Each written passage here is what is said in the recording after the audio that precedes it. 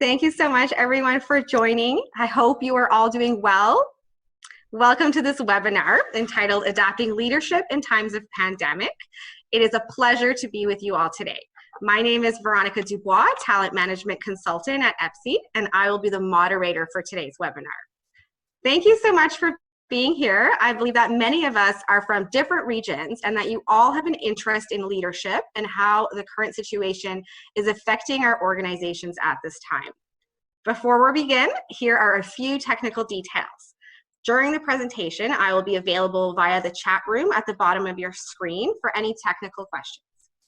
If you have any questions for Andre, our speaker today, please use the Q&A function that appears at the bottom of your screen. I would like to formally introduce our speaker today, Andre Derivage. Andre has a PhD in psychology from the University of Ottawa. He worked as a psychologist at the Personnel Psychology Center of the Public Service Commission of Canada, and then at the Royal Canadian Mounted Police. For more than 30 years, he has been a professor at Université de Québec en Outaouais and president at EPSI. He has published more than 100 papers in peer-reviewed scientific journals and has presented at many professional and scientific conferences. He has extensive experience in the development of psychometric tests, engagement surveys, and organizational development. Andre is particularly sensitive to the needs of our community at this time. We are all wondering, how can we continue with our organization's activities in these uncertain times? Or how can we get our employees to perform and be engaged in their teleworking environment? And how can we ensure the sustainability of our business and organizations in these uncertain times? These are all concerns for today's leaders. We all want to know, how can managers and leaders of organizations act optimally in the face of these issues? This is a question that will undoubtedly have a major impact on results. Leadership is more important now than ever. Andre is with you today to help and equip you in this new challenge. If you have any questions or comments, you can type them into the Q&A box at the bottom of your screen. We will have our Q&A period at the end, and we'll pause throughout the training as well. Enjoy the webinar, everyone. Over to you, Andre. Thank you very much, Veronica. So good afternoon, everybody. I hope you are all fine in these changing times. Today, I'd like to cover the topic of leadership in a pandemic situation. So as you will see, I will approach the subject twofold. The first part will be more theoretical because as a university professor, I need to tell you basically what we are dealing with in terms of what we know in the literature of how people are reacting to these types of situations.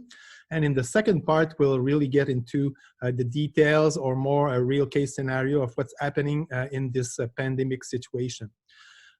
All in all, I'd like you to get as much information as possible in order to know how to react to the different parts of this situation, because what's happening with the COVID, as with any major change in any organization, is the fact that the situation evolves and that it's not the same at the beginning when things are actually happening for the first time and then as it moves on. I will present you the information through a PowerPoint. This PowerPoint will be made available to you as well as the session will be recorded. So if you have any interest in looking at it or sending it to other people, this is possible. So let me use here the sharing content. Here we go.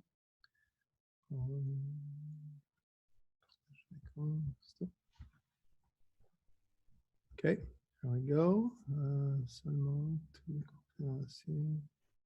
You'll tell me if you see my, Veronica, you tell me if it's all right. I can see your screen, Andre, perfect. Okay, very good. So let's start the presentation here. Oh, there we go. So adapting leadership in times of pandemic. This is our logo. Do you see what we see the potential? EPSI is specializing in everything which has to do with the assessment of potential. First of all, what does a leader look like? So here what we have is a lot of photographs of people which are in different area. Either it's in the area of business, in the area of an artistic, political, religious, environmental. So these are all leaders. What's important to understand here is the fact that each of these leaders is quite different. However, they do share a lot of things together. First of all, what do we mean in terms of leadership? There's thousands of definitions about leadership. The one I decided to take was the one from the University of Sherbrooke, which is specializing in leadership. And basically it says, it is the ability of an individual to lead others, individual or organization, in order to achieve certain objectives. A leader is someone who is able to guide, to influence, and inspire. Now, what's interesting about this definition is that it's divided in two parts. The first one is really about the objective or results orientation. So what we expect from a leader is the ability of this leader to lead people so that objectives are met for himself or herself or the organization. The second part of the definition is mostly related to the way the leader is actually doing things. And now we see that there's a gradation in the way leaders will act with people. The guiding part is really providing direction, instruction on what to do. Influencing is a little better, is now you're actually convincing people to do things. But now the best portion of the leadership is inspiring people, because people are engaged, motivated, mobilized, and they will actually do things not only because you tell them to do that, but because they feel that it is the best way to do it. Now, when we're talking about leadership, there are two major factors we have to take into consideration. The first one is the context, because different contexts will call for different types of leaders. We'll see that later on. And the second part are the people, because you may, as a leader, be in different contexts, but still have to deal with different types of people. And the way you're going to adapt your leadership is going to be different depending on the type of people you're actually supervising. So let's look at it a little more in depth. So in terms of the context, now we're going to focus more on the COVID-19 situation. Now, as you know, the COVID-19 situation has evolved a lot. I mean, the first part of this major change in our society was the confinement part. So when the political organization decided that it is necessary for everybody to be confined, now we're moving into a second change in the evolution of this situation, which is more the deconfinement. So I'll try to put example as we go along with what to do in these types of situations. Now we're more into the deconfinement, so I'll try to give more example on that end. However, if you do have questions related to other portion of this situation, don't hesitate. But in terms of the COVID, what's interesting is that it does it is related to social, economic, political, organizational, and human aspects of what we're doing. So it's really it touches many different things at the same time.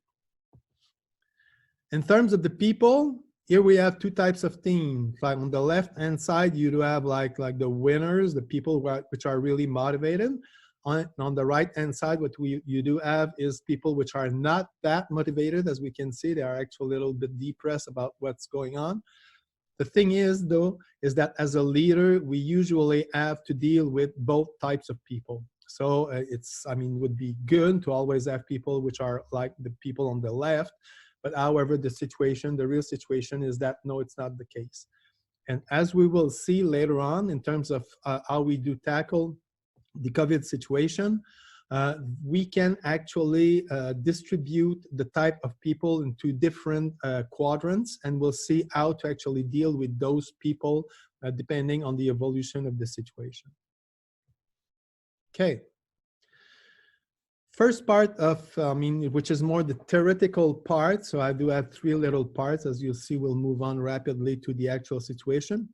But in order to really understand what's going on, is the COVID is basically, for an organization, a change, and for a leader, it is a change.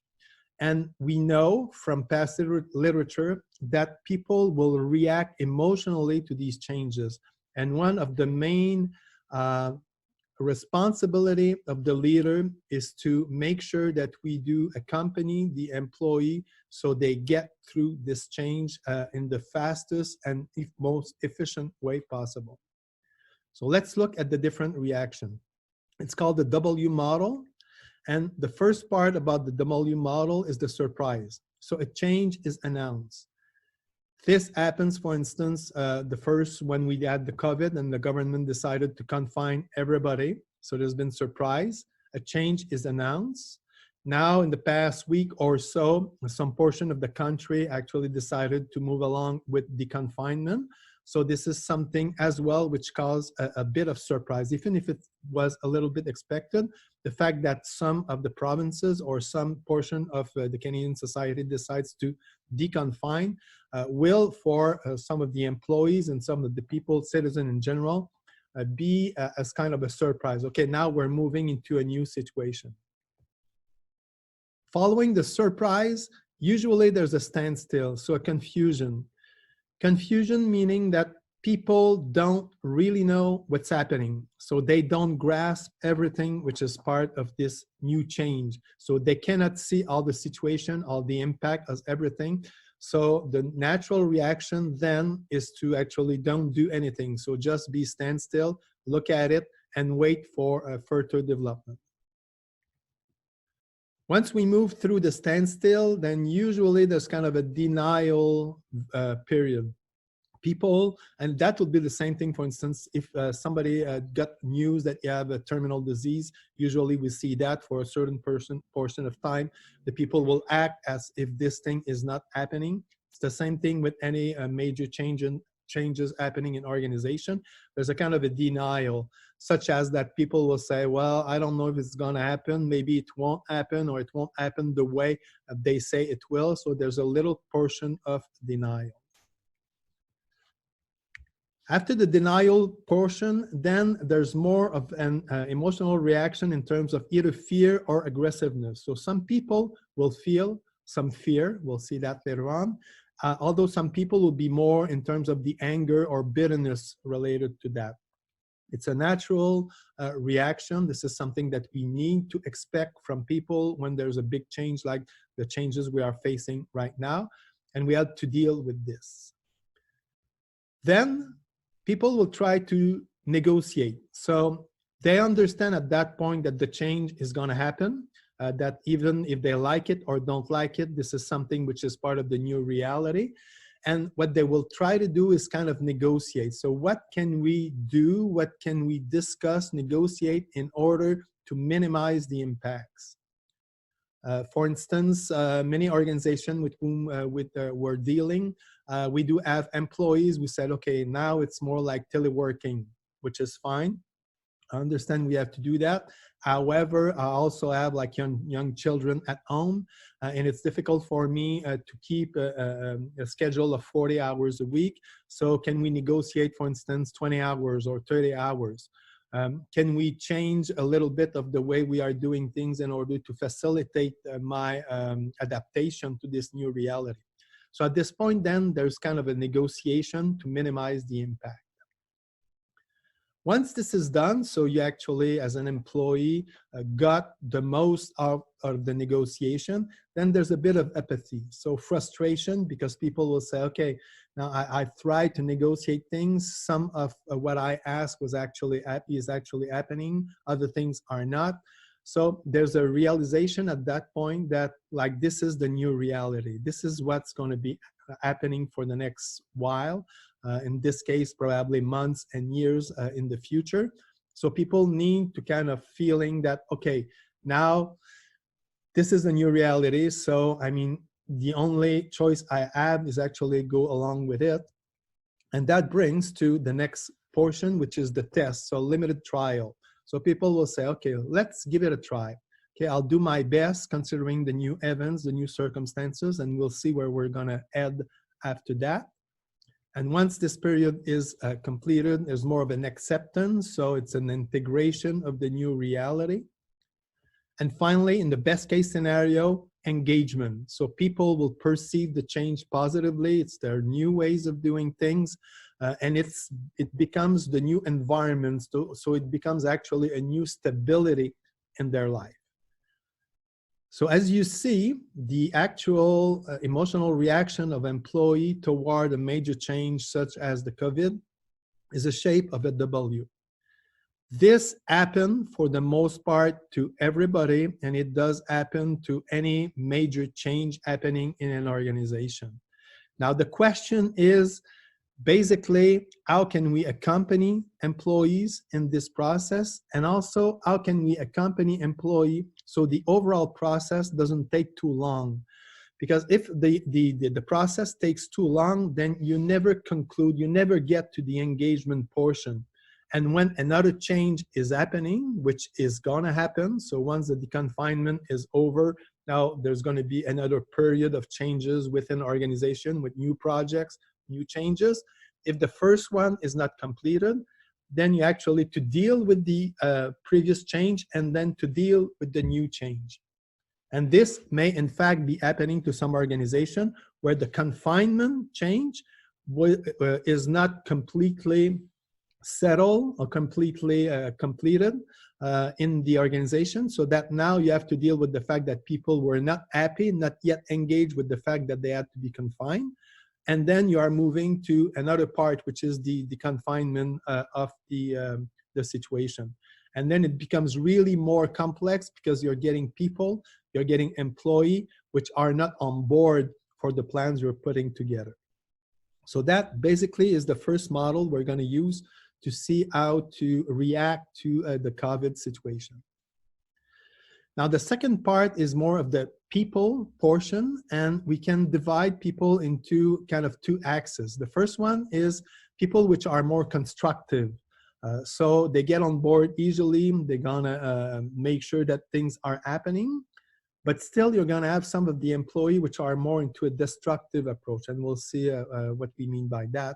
And at the same time, some people will be more passive about it, and others will be more active about it. So what we do have is 4 different quadrants. On the first one, which is the constructive and passive, we get about anywhere from 30 to 40% of the people who will be there at first. So they're gonna have accommodation responses. You come up with a plan, you come up with the way things are gonna be done, and people will feel relief, calm, loyal, and committed. So basically what they want is to, as fast as possible, go back to routine behavior. So it will be actually a different routine behavior than before the change happened, but still they are looking for that type of more, let's say, stable type of environment. So what we call the loyal followers. Still on the constructive side, we do have the active supporters. So those are the people who will see the overall thing as an opportunity rather than a problem. So they will answer more into a hopeful responses. They will have hope, excitement, optimism, initiative, and they really want to participate into the problem solving of the situation. But as you can see, it's kind of a minority of people. So we're talking about 5 to 10% of people who will be an active supporter. Of course, these people which are on the constructive side, we would like as much as possible to bring everybody on that side, because this is where people are putting all their energy in order to move into the new environment. However, in the real case, this is not what's happening. So what we will see is a lot of people which will be in the category of what we call the war victims. More of a fear response, worry, anxiety, they will feel more vulnerable, they will withdraw, procrastinate a lot. So in this case, they won't do anything drastic, so anything active that will stop what you're doing. They just won't participate to the extent you would like them to in order to move forward with the new plan. And finally, as it's the case with any type of change you're going to see, there are the critics. We will feel anger, disgust, moral outrage, cynicism, negative speech, opposition, and in some instances with some big changes, you might even see sabotage. we're talking about 5 to 10% of people. And as we'll see, the critics is certainly a group which you want to address. However, it's not totally negative, because the critics will bring also some positive thing in the way you're going to solve the situation. So these are the way you should look at the people when you're facing major changes in your organization, such as the one we're dealing right now. In terms of the tools you do have at your disposal, so that's the last part of the theory in terms of managing the changes. We have to look at it in the fact that as a manager, you do have power, but you can use leadership, and there are two types of leadership position or style: the transactional leadership and the transformational leadership. So we'll look rapidly at each of these three, because it's important that you understand everything you have in your hand, all the tools you have in your hand in order to solve the situation. If we're looking at the power section, basically there's a lot of different types of power. The hierarchical position that you held allow you to make decisions, to direct people to do things.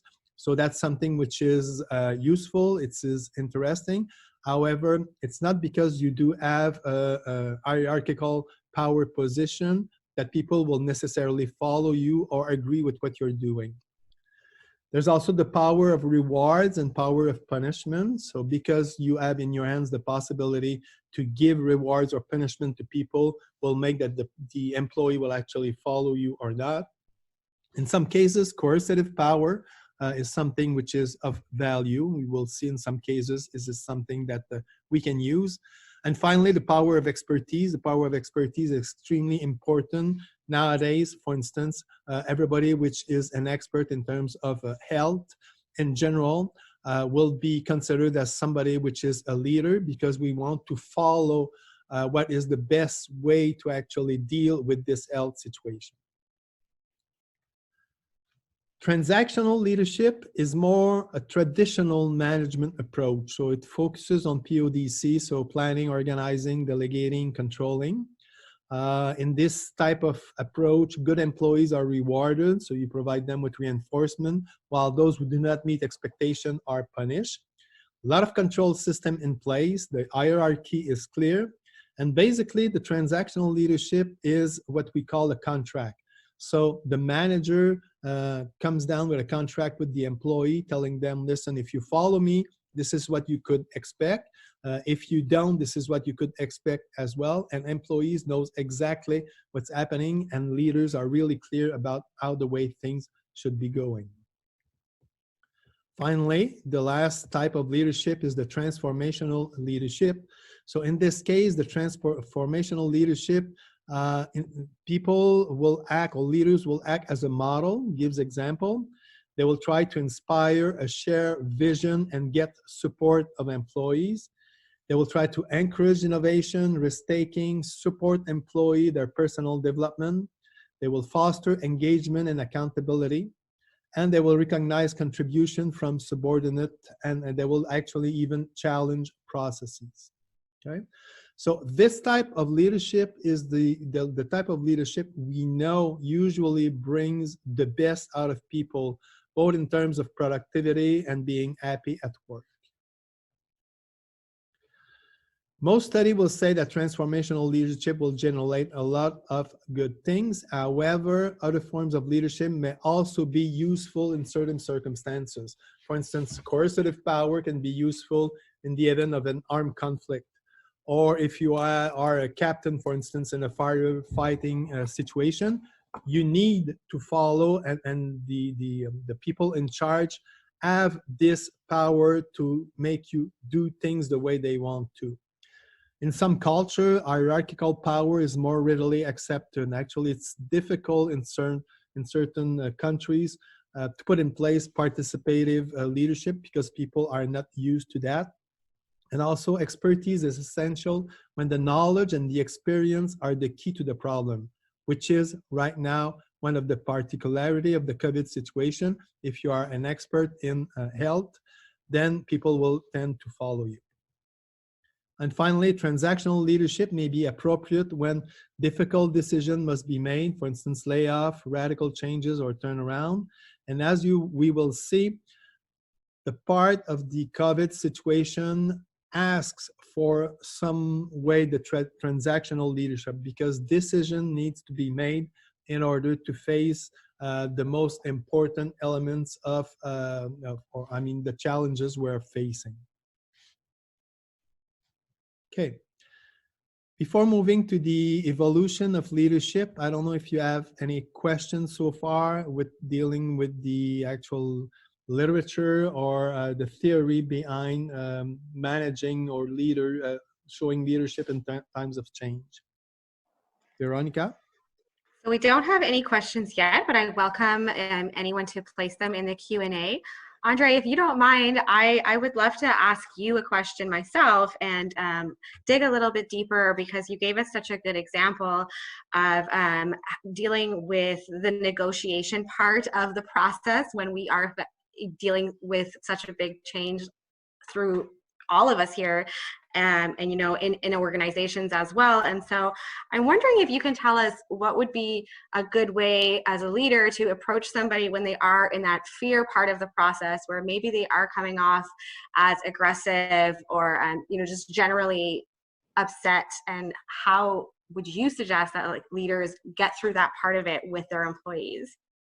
Yeah, well, that's an excellent question. Actually, it's the second part of the presentation, so we're going to deal with that.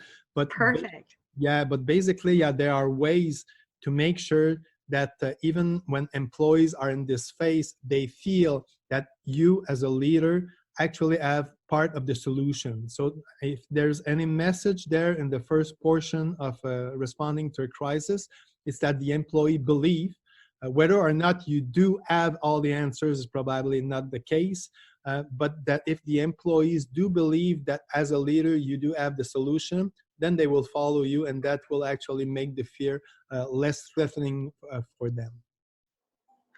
That makes sense. Thank you, Andre. And there's just a quick question from Pearl. Just if you could quickly recap, she had missed the part about what kind of leadership is ideal during COVID and why. Okay, actually, this is something as well we're going to come back to, because we're going to go back to each of the three different phases of a major change. And for each of these changes, we'll see that the type of leadership will evolve. So it's not, you don't need to have the same type of leadership on all phases of a change. Actually, you have to modify it to adapt to the different phases of the situation. So we'll come back as we go to the direct example of COVID-19 with what is the best way to actually respond to these types of situations. Thank you so much. Yeah. Okay, so let's actually move on to this. So as we come back in terms of the W model, so the evolution of change, we see that there's kind of a lot of reaction which are evolving over time. But basically, we can divide that into three portions. The first portion is really when people are grasping the fact that, yes, the change is happening. So there's kind of surprise, standstill, and denial. So it's really kind of an emotional reaction, which will put people into a situation, well, okay, now let's stop and let's look at what's happening in the environment.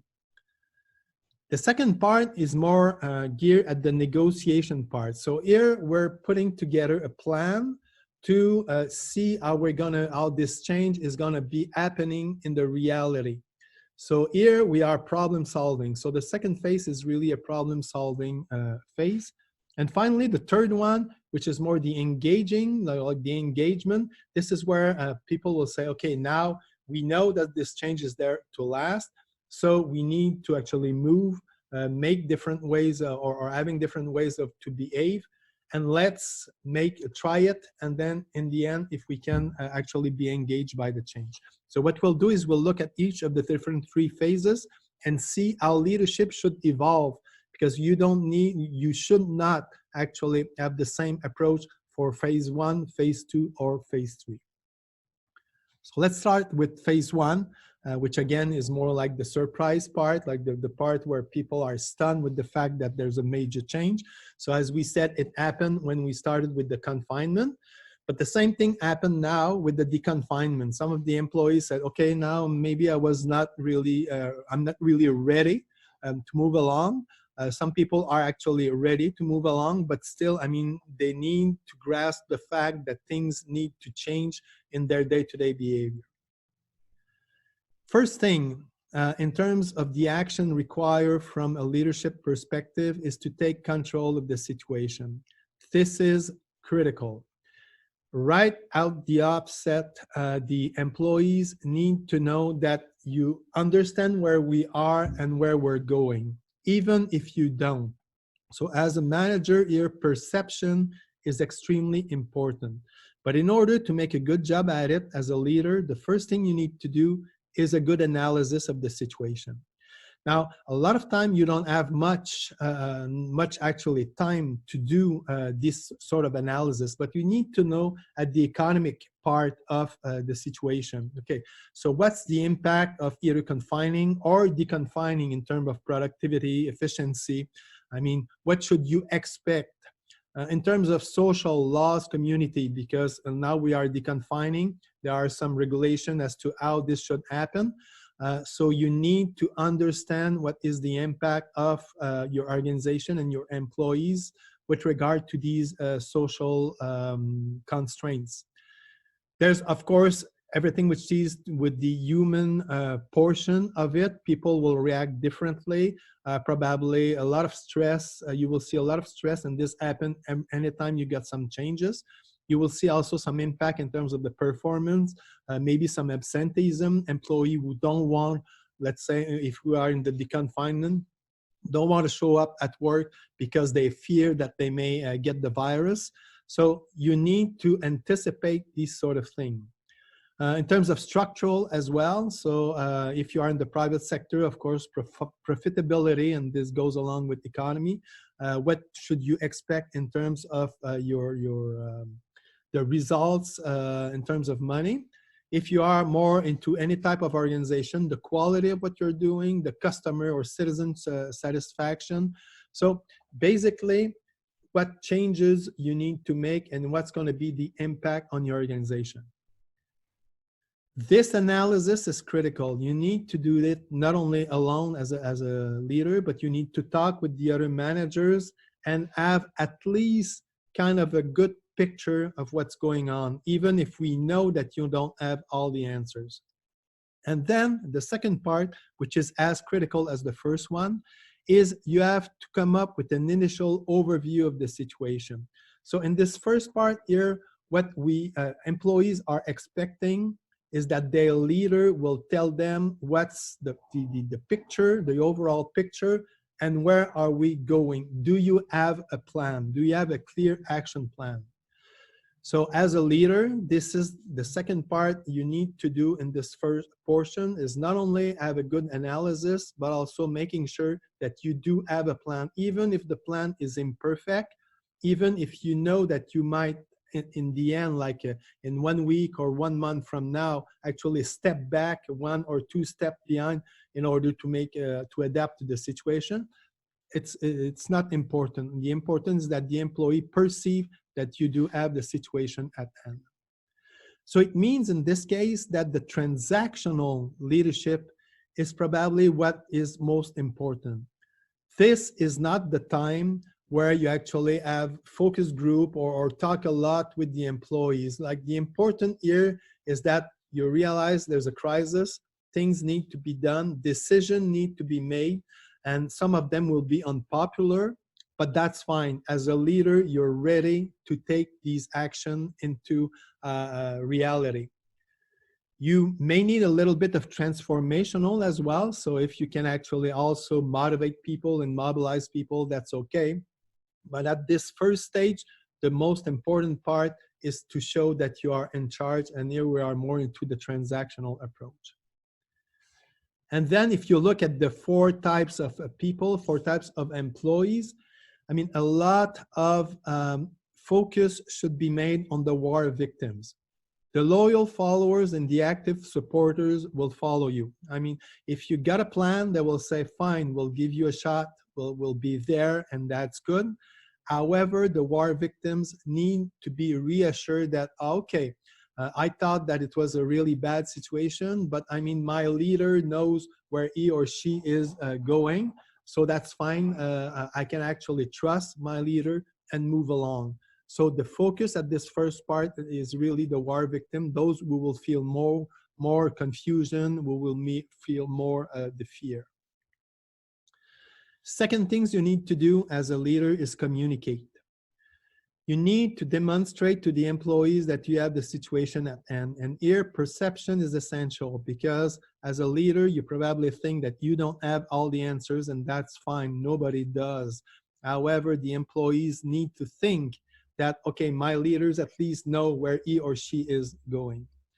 You need to communicate the outline of your plan in a transparent manner as much as possible. In this case, right now, a lot of people are asking like many questions for themselves personally, but as an employee as well. And they need to know as much as possible. However, don't get in this first phase into all the details and all the aspects of a plan. If you do that, you're going to be bogged down with a lot of question, a lot of criticism, and then you're not going to be capable of moving along. So yes, you need to communicate a plan. You need to tell them, okay, this is what you should expect in terms of phases in, let's say, coming back to work right now with the deconfinement. But don't get into all the details, because otherwise, I mean, it won't work. Communicate frequently at the beginning of each change more often, as the change is taking place less and less often, but you need to gauge here and adapt to how the situation evolves and how the employee actually respond to the different phases of the change. Also, don't hesitate to admit that you do not have all the answers to the question, but that you have the situation in hand. So again, the perception is essential here. People need to know that you know where you're going. You don't have all the answers, but at least you know that you're going either north or east or west, whatever. But they know, okay, we're in good hands. Third part is to provide direction, so timely implementation of decision, both popular and unpopular. So like, there's no way you're going to please everybody about your plan. When there's a major change, everybody has an idea of what's the best way to actually react to the situation. And so by definition, some people will be happy with what you're proposing and some people won't be happy. That's fine. But one thing that you need to do is to actually assign clear tasks and responsibilities to the people. Because if you don't, if you're just up there telling them what's going to happen and you don't involve them in problem solving, then they won't just be motivated, mobilized by putting together the plan you have in place.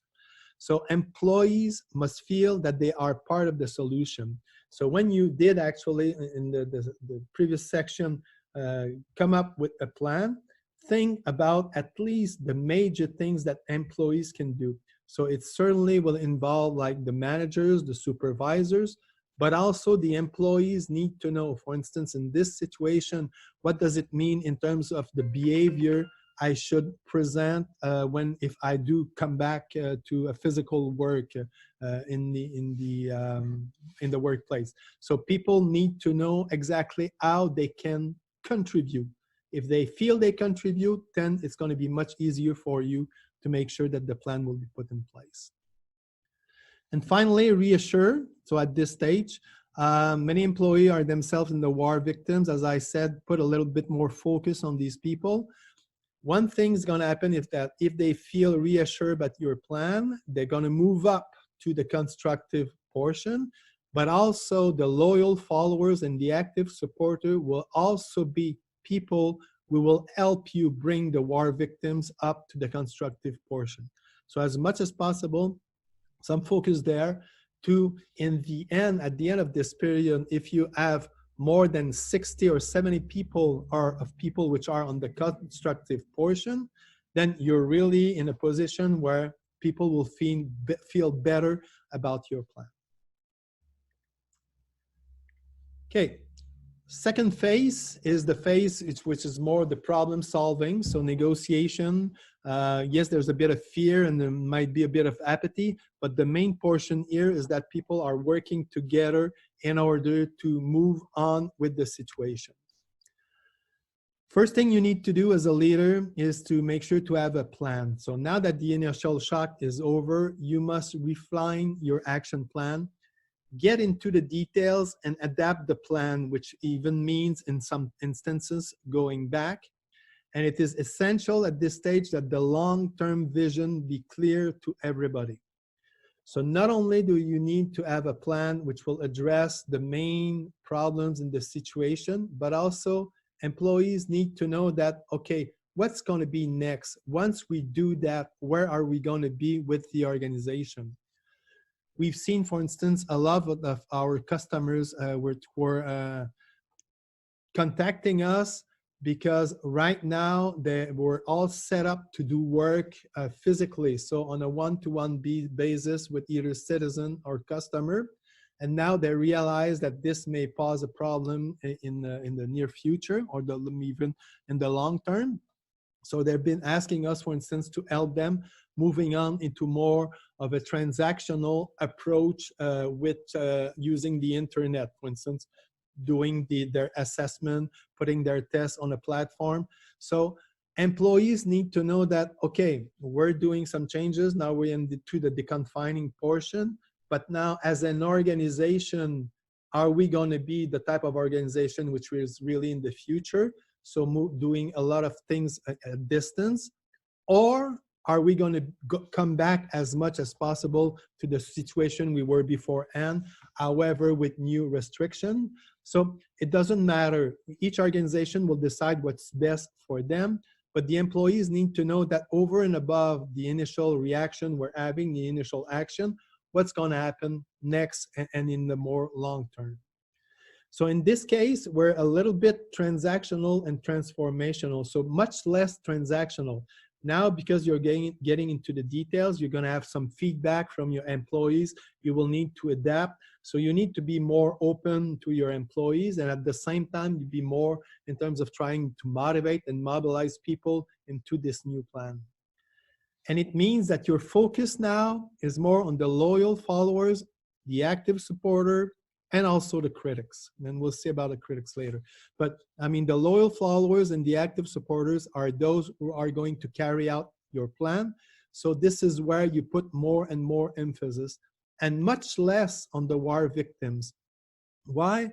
Because if your plan is sound, if the loyal followers and the active supporter actually are behind what you're doing, then the war victims will kind of naturally go up and being either loyal followers in the most instances, but maybe sometimes active supporter. So you put less emphasis, less focus on the war victims.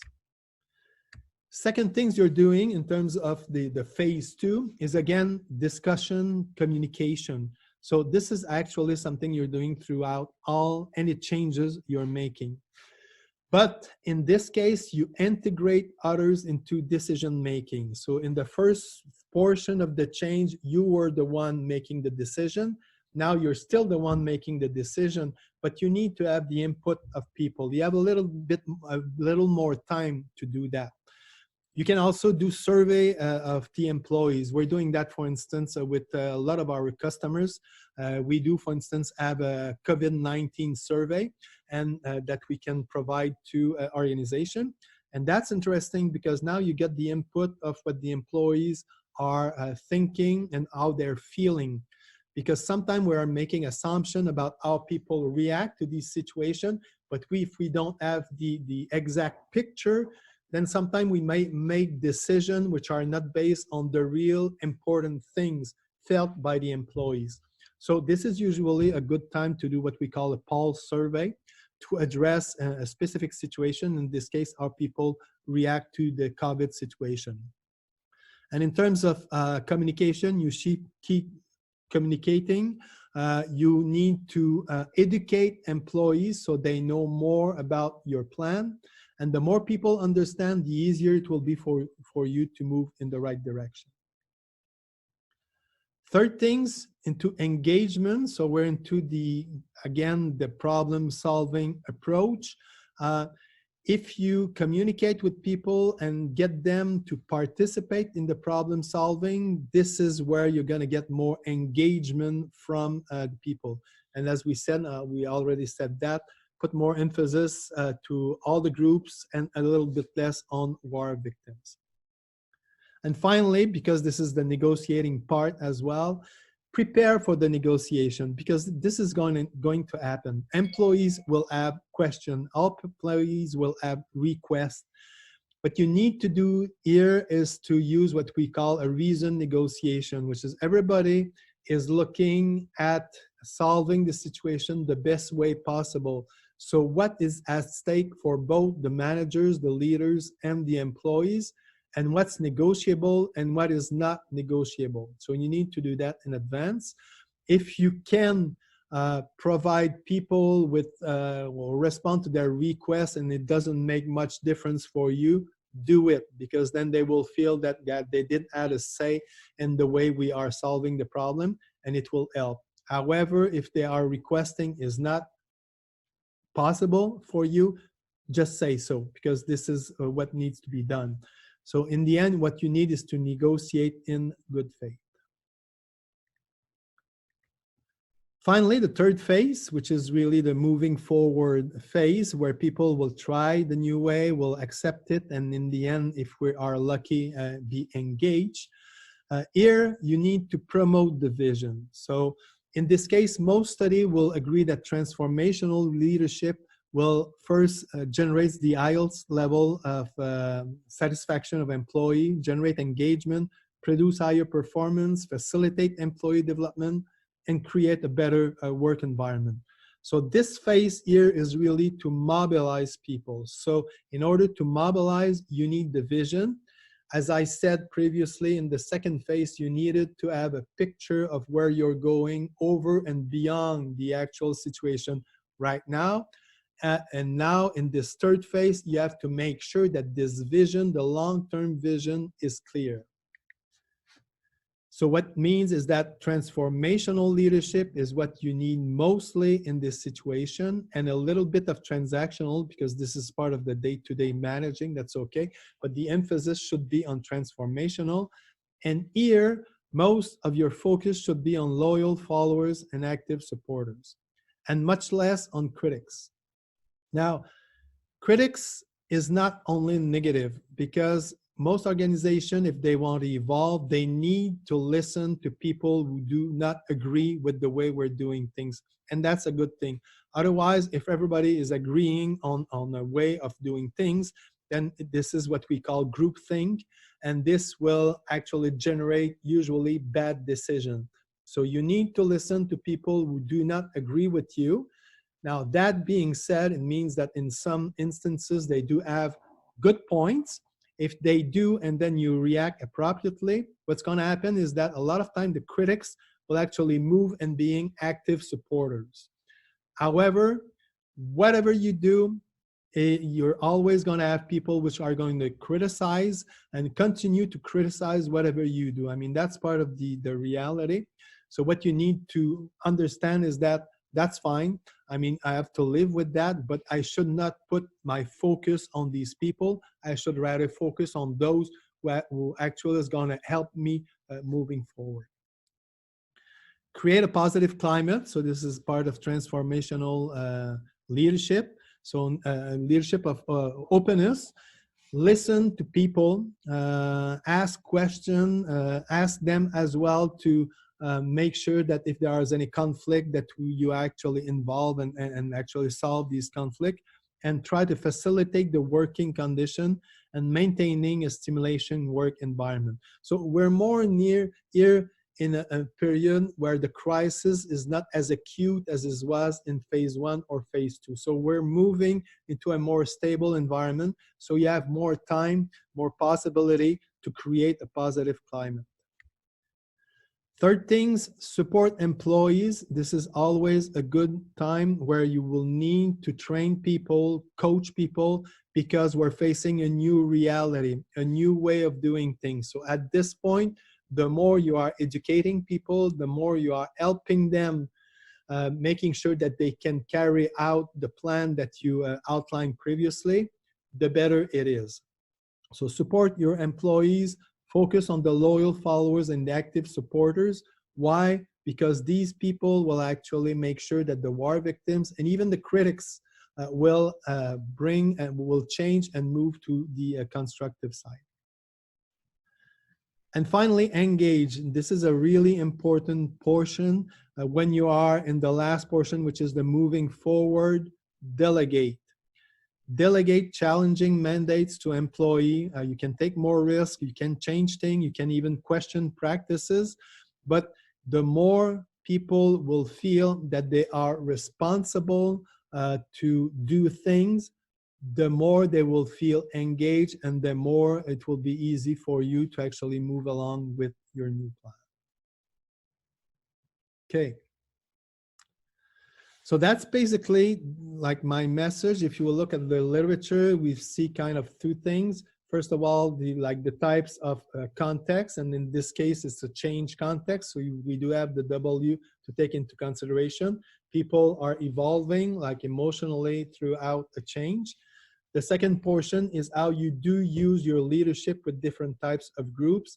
And as you've seen, like leadership will evolve as the situation will evolve. And if this is done well, what's going to happen is that the change, you will move more easily, more efficiently towards the end of the W portion, and people will be engaged and be in this new reality, this new environment.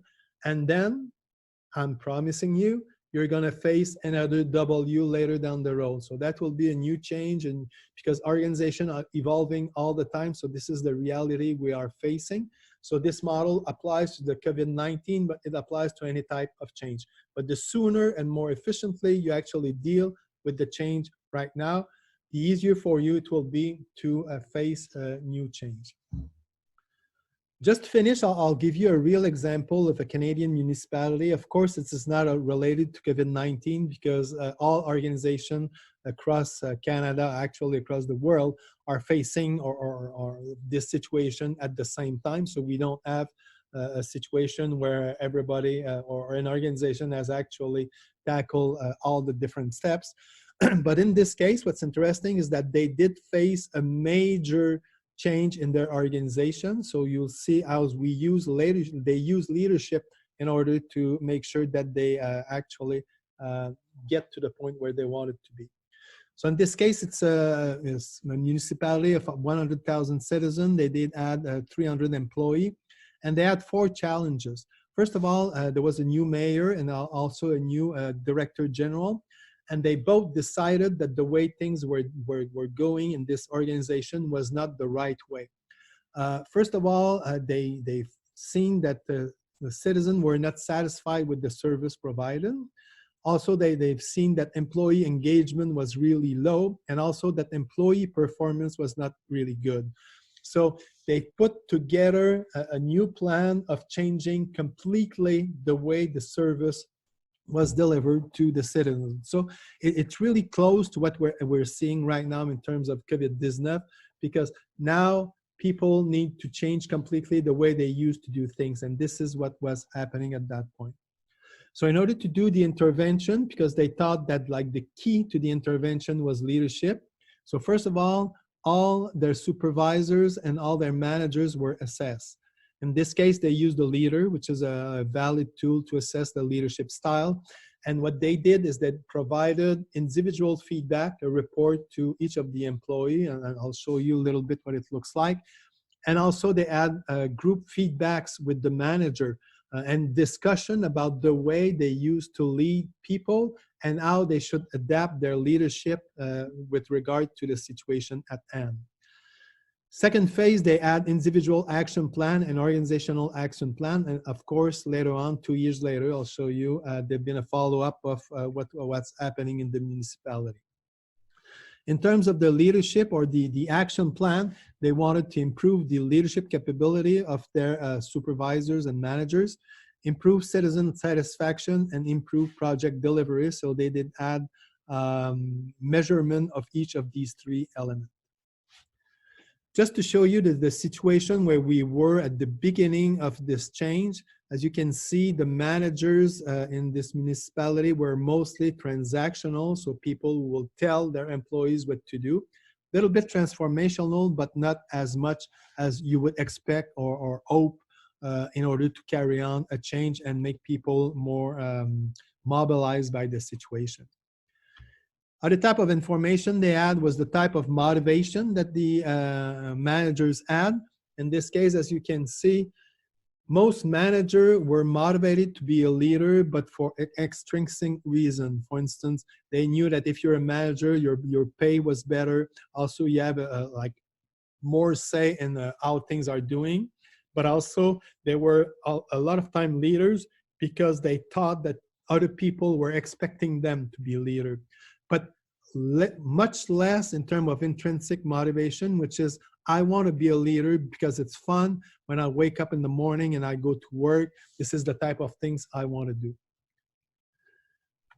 Other type of information we had is whether they were more like the emphasis were more on the people or on the results. In this case, much more on the people, and a lot in terms of external orientation. So that means that the results, which is carrying out projects that citizens will be happy to have, was not there. So again, this is one of the things that we knew from these results that we need to work on. And finally, the last type of information is the type of employees that they would like to supervise.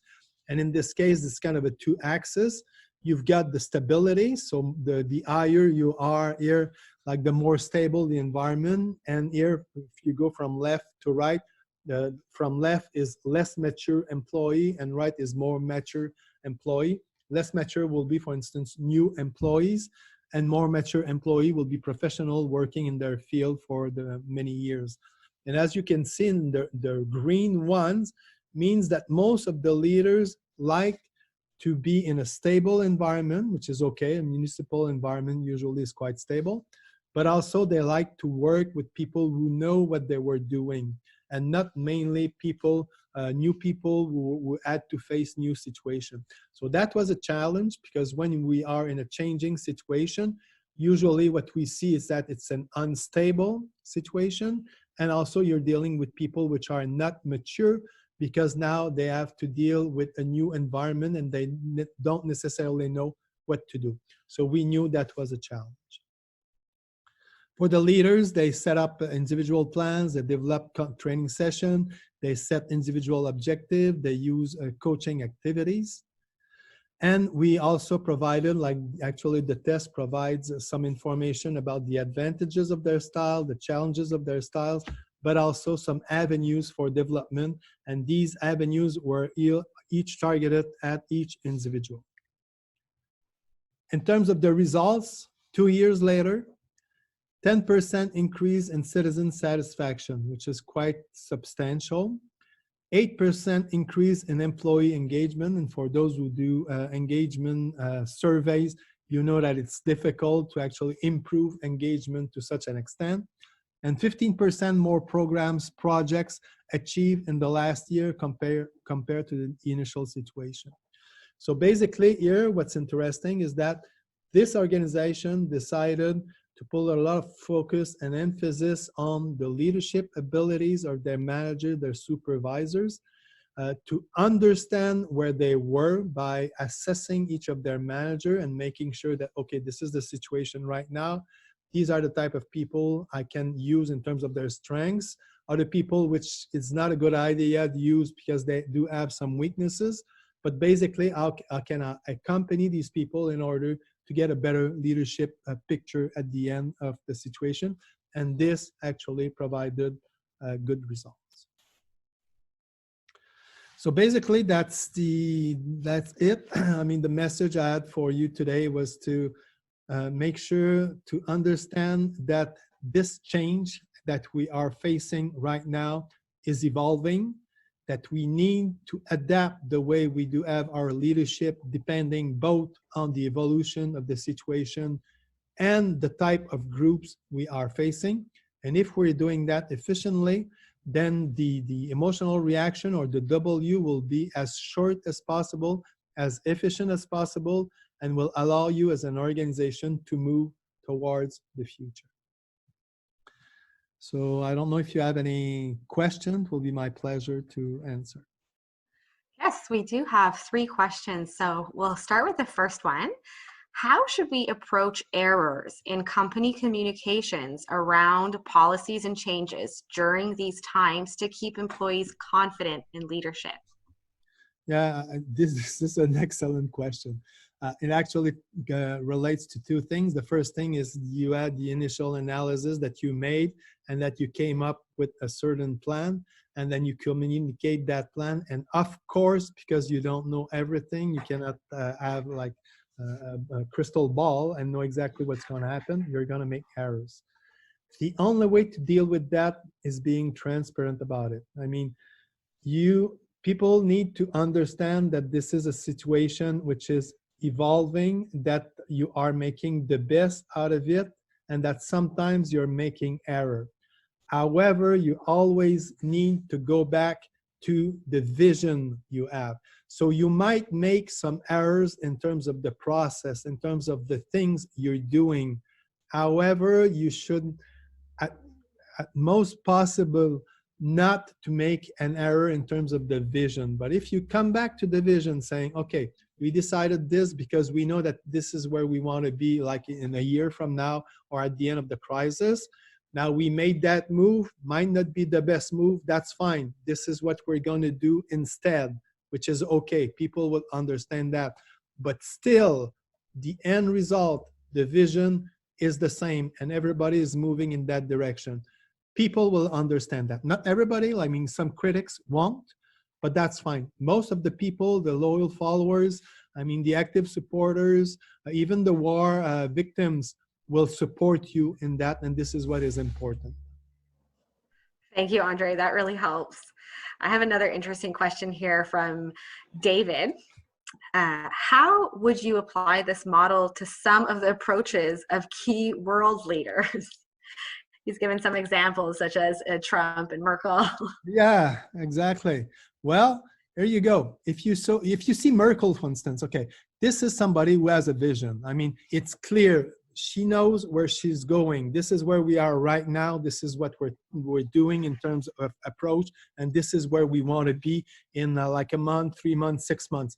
And as we said previously, she made some errors, and that's fine, and she stepped back, but she's always coming up with 2 things. I have a vision and I have a plan. And people are following, and people will have respect to that type of leadership. If you look at the other, I would say almost extreme, and then Trump, you will see I'm not a big fan of Mr. Trump. You'll see that he's doing exactly the reverse. The only thing he's really counting on is what we call the charismatic leadership. So he's really strong on follow me because I'm good, and I mean, you should trust me. However, it's quite obvious that he doesn't have a plan, because he's moving forward and then he's moving backward, but there's no actual plan, no actual vision, other than he wants the economy back, but that doesn't address the actual situation. People can see the difference between, yes, in the end, you want everybody to be back and the economy to work. However, what do we do in terms of the situation right now? This part he doesn't have, and he's coming up with all sorts of messages. So what it means is that people get disengaged with everything. And so in the end, you're more into a chaotic situation, and people won't move together in order to solve the problem. Thank you. I think you're exactly what you're saying about the need for communication. Transparent communication is what makes some leaders successful, sharing their visions, and then others not so much. Yeah, maybe to add like that, and it's more close to home, if we look at Mr. Trudeau, for instance, you will see that at the beginning of the crisis, Mr. Trudeau wasn't so, I mean, direct in terms of what we should do. I mean, for any reason, I don't know where, he didn't brought the perception from people that, hey, this guy is 100% in charge. And we saw that, I mean, in terms of the reaction of the employees, in terms of the reaction of the Canadian citizen in general, he was criticized a lot about that. Not really the plan, about the way he actually had the perception that he was in charge. This change, however, after about a week or 10 days, then Mr. Trudeau came out and either in terms of the perception that he was in charge, but also with the programs behind. Now Canadians are saying, hey, okay, this guy knows what he's doing. He might make some mistake, and that's fine. But we know that he's got a plan. We know he's going somewhere. We know that he wants to help the Canadian economy to go through this, and people will follow like by a large number, rather than looking at a leader where they're not sure whether the person actually has a good vision. Yeah, he is doing a good job of communicating consistently. So that is helpful. We have a question here from Adrian. Which activities can we do to improve the employee and manager experience in this new context? For example, working at home or going back to the office? Okay, well, that's a really good question, a really difficult question as well.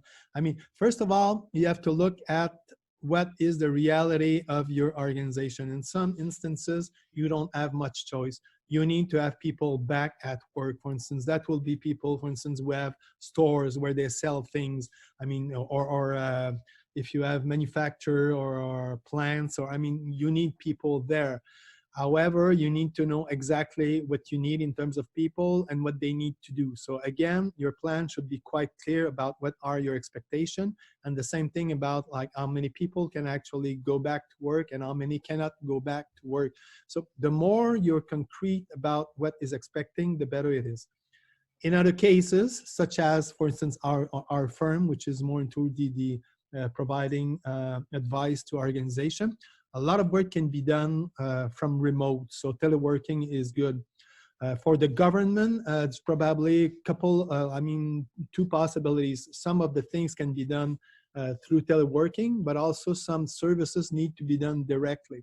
So that's the first thing to set. Once this is set, I mean, that's the type of organizational decision which is kind of firm. Employees may or may not be happy about these decisions, but this is the way it works. So that's the first thing. You need to set exactly the way things should evolve or should be done in your organization. Once this is done, then you need to adapt, because you will have always some cases of people that, yes, would like to be working physically or teleworking, but it's not possible. So how much can we adapt to these people? Listen to these people, because sometimes they might have suggestions which are interesting. But again, there's up to a point. So, and up to this point this is what the organization needs in order to carry out its mandate. This is where, as far as we can go, we can probably provide some flexibility. However, it's up to a point. Yeah, so basically have a firm, concrete plan, and then offer that flexibility when people respond to that plan on a case-by-case basis. Yeah, exactly. Perfect. We have a nice comment here from Elaine Reed. She said, great job, Andre, very well presented, very instructive, even if we are all well acquainted to the subject. It reminds me of situational leadership. Thank you very much, and be well and take care. Good, thank you. That was nice. We do have a couple of requests for the PowerPoint, so I will be sending that out to everyone who registered after our event. We have a question here from Christiane. With the pandemic situation, can we expect on the long term a shift or major change in management styles and leadership, as we have witnessed through history because of various situations such as the Industrial Revolution or the Great Depression? Is the COVID-19 a prompt that will provoke change in management and leadership for years to come? Well, yes and no. I think that transformational leadership, it's still the best way to motivate people, engage people. So in the end, I will try to get most organizations to be at that point as much as possible.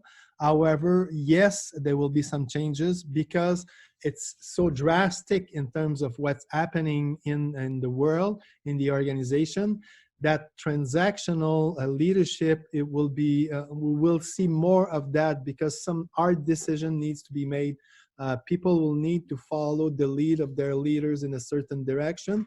So when in the past, like couple of years, I mean, even the last couple of decades, transactional leadership had really not that much place in the organization. Now and up until we come back to a stable situation, we will need to see a little bit more of that. But in the end, the more transformational approach you can bring to the leadership, the more people will do it, not because they're forced to do it, but because they think that this is the best way to do, because they are motivated and they are engaged. Thank you. That's very interesting. We had a few more comments in the chat saying thank you and that they found the presentation very interesting. So thank you so much for those. And thank you, Andre de Rivage, for providing this essential information and coaching for organizations. We hope that this training can support all of you in navigating our new normal and with these new challenges. If you'd like to talk more about how EPSI can help your organization, send me an email. My email is in the chat box, and I look forward to connecting with any of you. And if you know any other professionals who might be interested in this training, we've made both the French and English versions available as a recording. So we will share those on our social media, or again, feel free to request through my email. Before signing off, if I may be so bold as to quote Roy Rogers by saying, "Happy trails, and remember, we're in this together." Have a wonderful long weekend, everyone. Thank you. Thank you so much, Andre.